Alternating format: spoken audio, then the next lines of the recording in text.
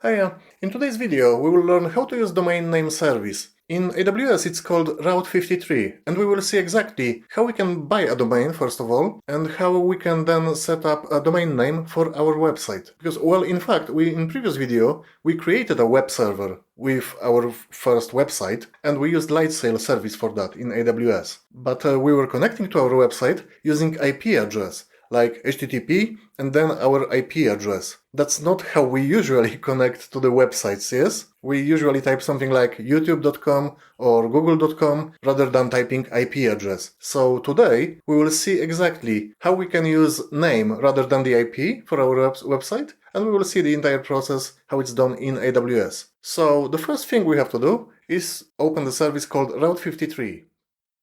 So we can search for that service here. It's called, as I said, Route 53. Here is scalable DNS and domain name registration. So let's click that.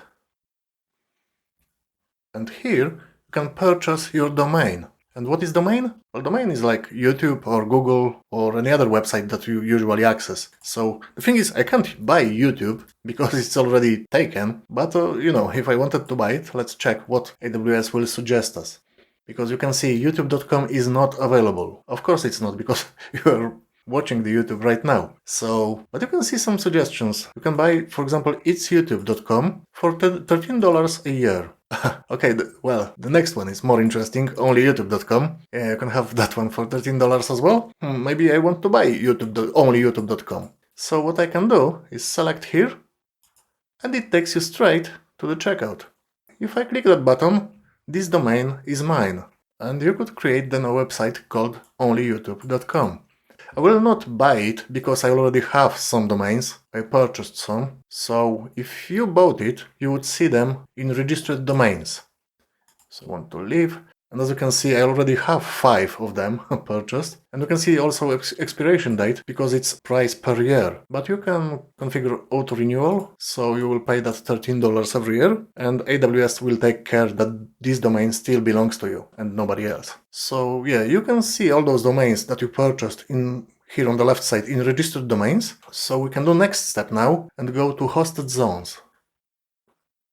If you click here in the hosted zones, your domain name, you will be able to create record. What it means, you will be able to point your IP address to the name of the domain that you just purchased. But before I do that, I actually have to create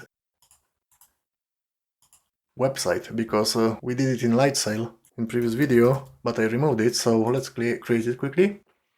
And we remember that we just create instance, and can be WordPress, blah blah blah.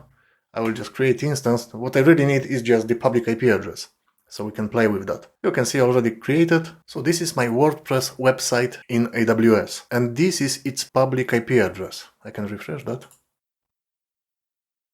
If I go there, this is my public IP address, so I can just copy it, open in new tab, paste and go.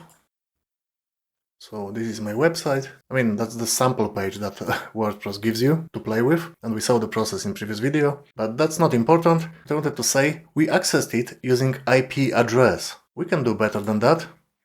So I have that address copied already, the IP address. What I can do now, I can go to my Route 53, and now I can create record. If I create that record, I can, as you can see, you can keep it blank to create a record for root domain, which means Automation Avenue. My website would be available at automation-avenue.com, or if I want, I can create subdomain, let's say Marek. Maybe I will create that subdomain. It adds a little dot here, so the full name will be marek.automation-avenue.com. And here below, I just paste that IP address I copied. This is public IP of my website. And I can create records, but before I click that, I will show you other records that you can also create here if you wanted. For example, quadruple A is for IPv6 address. If we go back here to our Lightsail, we can see we've got public IPv4 address, but we also have public IPv6 address. So if I wanted, I could create another record here in Route 53 for IPv6 IP address as well. And then I can create MX record, for example, if I wanted to set up a mail server, and many other. So just wanted to show you that it's not the only option available, but that's what we need, a record, routes traffic to IPv4 address, and it's chosen by default. So let me create that record. Takes like 2 seconds, and you can see it at the very bottom, marek.automation-avenue.com, which means what? It means that I can now go to http marek.automation-avenue.com, enter, and you can see it takes me to exactly the same web page. But here we accessed it using IP address, and that one is accessed using the domain name that we purchased. So hope that makes sense, and just do not forget, when you stop playing with that, just remove that Lightsail instance. And if you remove the instance, you can also remove that entry. You can go here to Route 53, click on that button, and just delete that record, because it's no longer needed. Because the next Lightsail server you create, it will get different IP address anyways, so there is no need to keep it. Alright, hope that makes sense, and I will see you in next episode.